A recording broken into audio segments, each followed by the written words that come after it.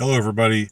A few days ago, I announced that I wanted to take a step back from covering current events because current events are by nature ephemeral and spend more time talking about art, including cinema, which is one type of art that I'm very interested in, have been interested in for a while.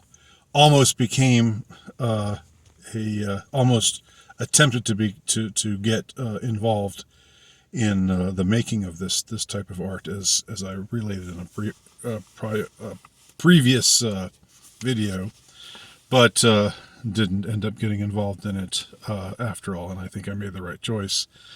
Nevertheless, it still interests me, and there is the art, there's the business side of it, there's the cultural side of Hollywood, which is very dark and awful and so forth. But there is also the artistic side of movies, which is something that can be taken in isolation and looked at and scrutinized as its own thing. But today I want to sort of do a little bit of both. And what I'm going to be talking about today is the movie Lars and the Real Girl. This is a very curious little film, and I remember seeing it at around the time that it came out. It was released way back in 2007, and so it had been years and years since I had seen it last. And I remember my reaction to it back in 2007 was quite different than how I reacted to it more recently when I saw it the other night. And I'm ultimately going to end up bringing in contemporary culture, because I think this film, Lars and the Real Girl, in some ways, intentionally or unintentionally, shaped or predicts a lot of what followed in contemporary culture between 2007 and now. At the time that this movie came out, the trans issue was not really a thing. The whole idea of pronouns was not a thing. The whole idea that you might, if you feel like an aardvark, even if you're in a human body, then people should respect that you are actually an aardvark. These kinds of crazy notions, which are now alarmingly quite mainstream, they weren't really anywhere to be found back in 2007 when this movie was released. And yet what we see in this movie, the plot of the movie, is something that I think in a way forecasted and maybe in a way gave permission for a lot of these kooky, crazy, and I think deeply deluded and troubled and wicked ideas that are now, everywhere. And it sounds kind of harsh to put it that way, because this really, is a very inoffensive film. It's a very gentle film. It's a very sensitive film. It stars Ryan Gosling, who is an interesting sort of actor, in the sense that even though he's Hollywood handsome, he's movie star handsome, nevertheless he has this aura about him, this aura of vulnerability, this aura of sort of melancholy and detachment and alienation. And I think this has served him well for a lot of the roles that he's played. And he seems to be an actor that, just to put it reductively, a lot of incel types seem to be able to relate to.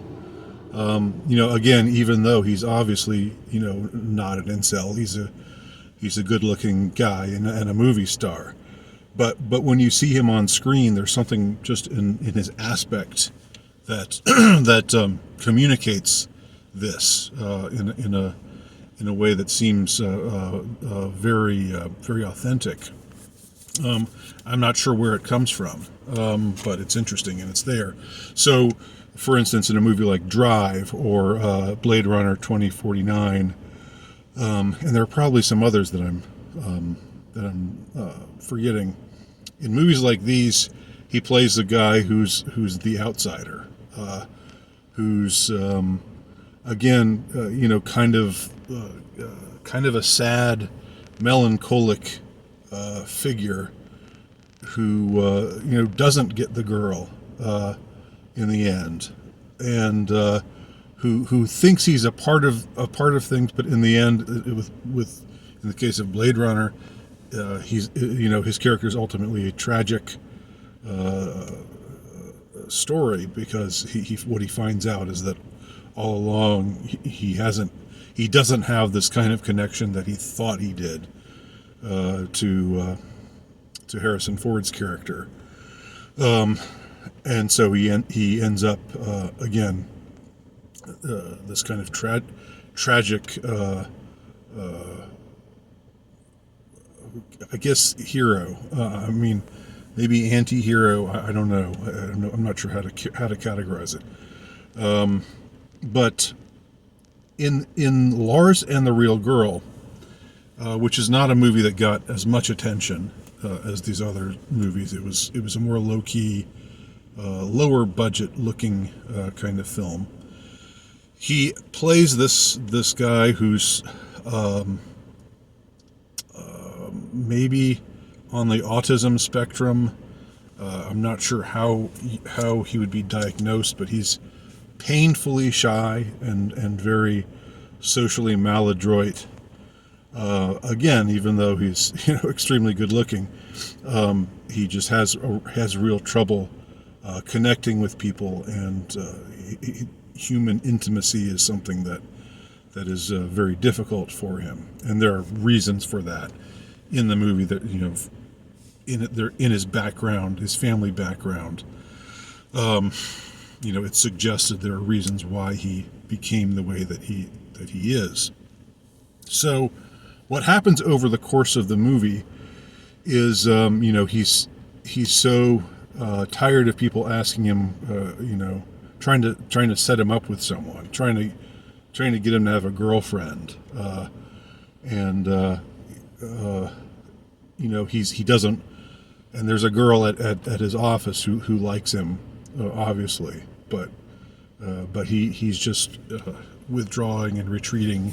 His own family. He lives with his brother and his brother's wife, and they're always trying to get him involved with them more, but he keeps retreating back into his. He sort of lives in the shed in the backyard, and that's his preference. That's where he's fine living there, and doesn't really want to be closer to the rest of the family. Yet in a way he does, but he just doesn't feel comfortable. Again, he finds all the aspects of human intimacy to be very difficult. So about 20-30 minutes in, the movie takes a very strange twist.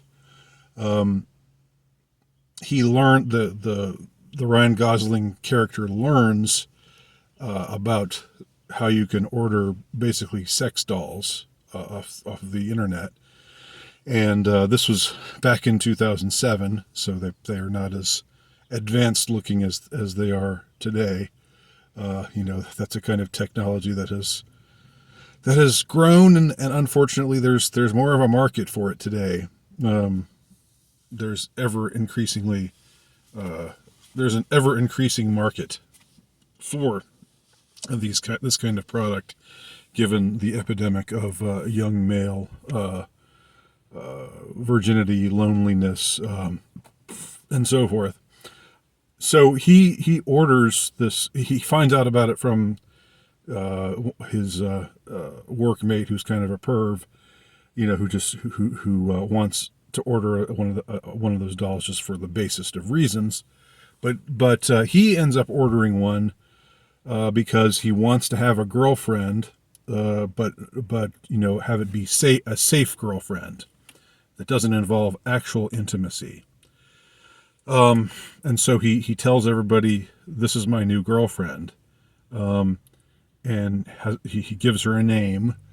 And at first, his brother in particular is really annoyed, and just tries to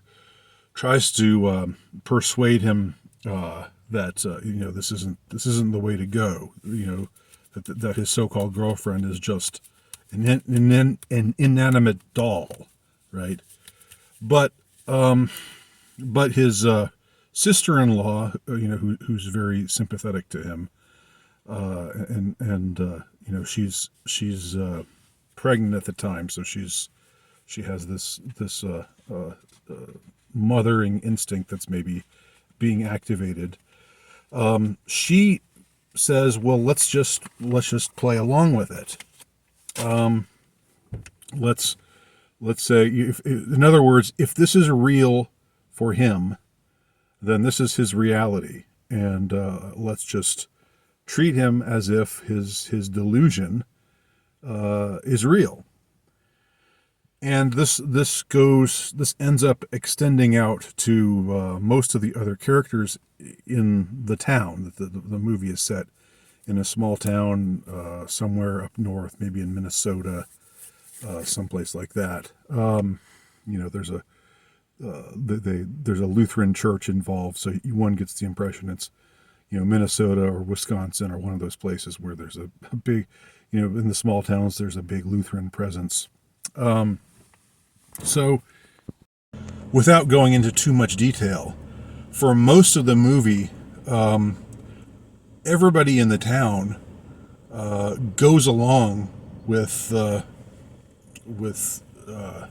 Ryan Gosling's character's delusion. They accommodate him completely. Nobody looks askance. I mean, people look askance at it maybe at first, but then they all decide, yeah, this is what's best for him. Let's just behave around him as if this sex doll is an actual girlfriend that he has, and so he also gets counseled by a woman who's the doctor, a widowed woman who's the family doctor of this family and most families in the area, but who also sort of has experience counseling people, and so she talks to Lars. That's his name. I guess I could call him by his name, since I remember his name now because it's in the title. So he, to make a long story short, he works it all out. Like over the course of a few weeks, he acts out what he needs to act out with his delusion, and eventually he's able to move on. But it's a rather traumatic way in which he moves on, which, spoilers here, but I don't think these spoilers are going to. If you want to see the movie, I don't think these spoilers are going to really ruin it for you. But if you want to stop watching now, you can. So he has to have his Bianca, I think that's what he calls her. He has to have her get sick and die, and he insists that she's sick, and that first he asks her to marry him, and she says no. And then eventually she is not well. She's taken ill, and then eventually he says that she's died. And through all of this, everybody plays along. Like when she gets sick, they actually call 911 and take her away in an ambulance to the hospital, and they have her in a hospital room. It's it's so absurd, the degree to which everyone is accommodating his delusion. But it's sort of, it's presented as kind of a sweet small town thing, that that all these people rally behind him, and they're empathetic to him, and they're just going to go along with it, because they feel that it is best for him if they do.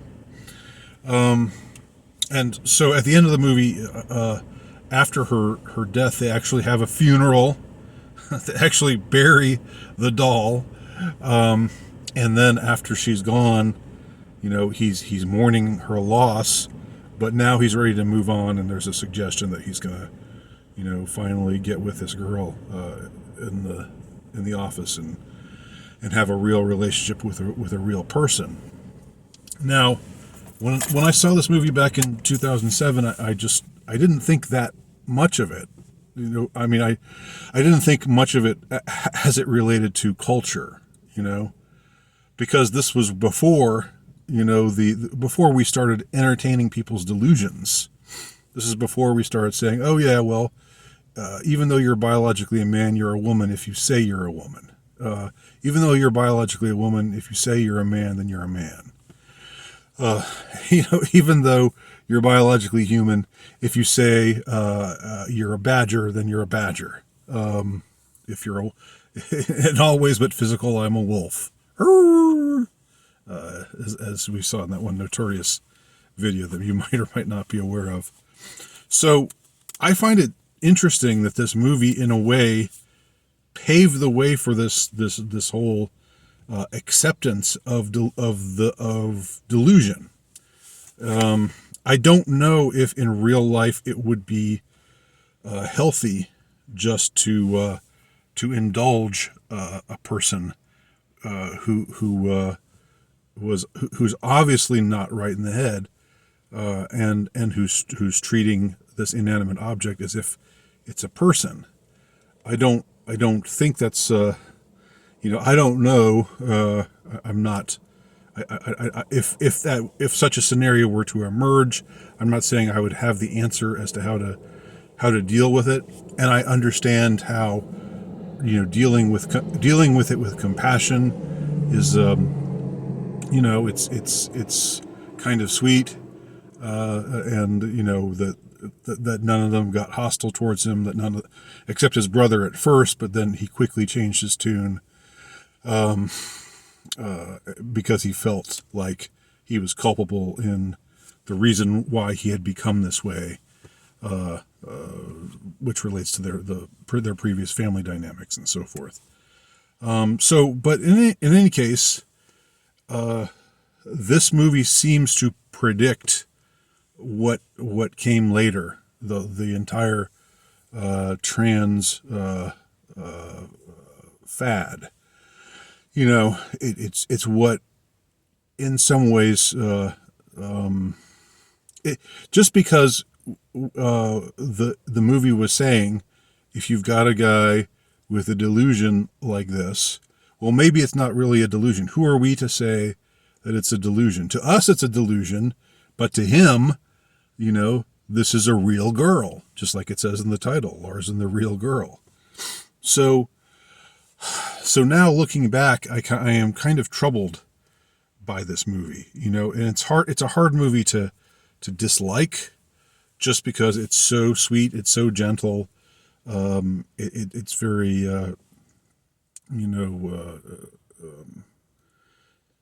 I don't know, the characters in it are very, very likable and innocent, and Lars himself is very sweet and very vulnerable, the way that Ryan Gosling can play that kind of character. But I find it rather ominous, given everything that has emerged in the 15 years, 16 years since that movie came out. So I don't know. Have you seen Lars and the Real Girl? If so, what are your thoughts? Am I on the right track or am I wrong? Let me know. Even if you haven't seen it and you're just hearing my description, tell me what your thoughts are if you care to. Thanks for watching.